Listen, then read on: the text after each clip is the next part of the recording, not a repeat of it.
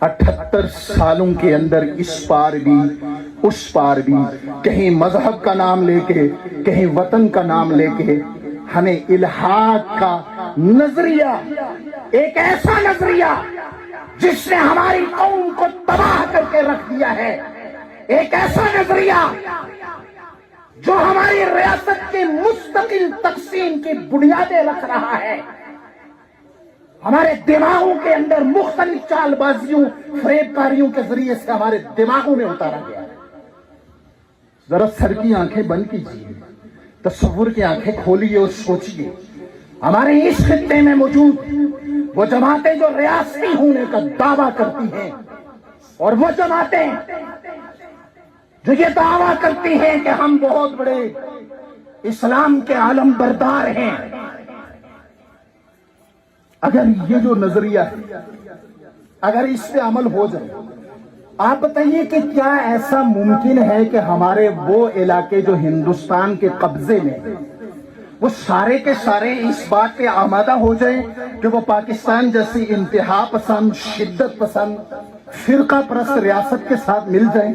ممکن ہے ایسا؟ راضی ہو جائیں گے؟ جموں کا ہندو راضی ہو جائے گا؟ لداخ کا بدھ راضی ہو جائے گا؟ کشمیر کا سکھ راضی ہو جائے گا؟ راضی ہو سکتا ہے؟ Is it possible? No.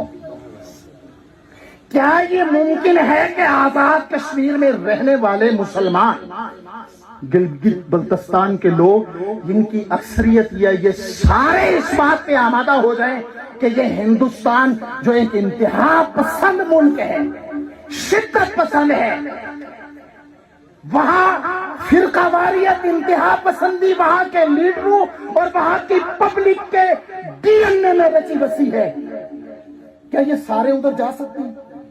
نہیں جا سکتے۔ کیا ہوگا؟ ہماری ریاست تقسیم ہوگی۔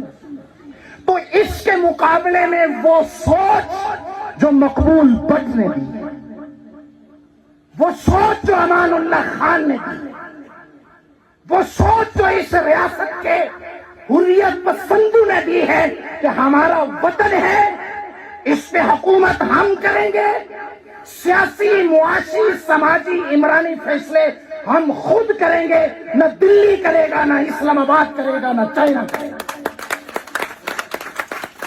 اس پہ آؤ، ڈیبیٹ کرو، سوچو کہ وہ کون سا نظریہ ہے۔ وہ خود مختاری کا نظریہ ہے کہ یہ وطن ہمارا ہے اور اس پہ اقتدار اعلیٰ کو بھی ہم از خود ایکسرسائز کریں۔ جب اقتدار اعلیٰ کو ایکسرسائز نہیں کریں گے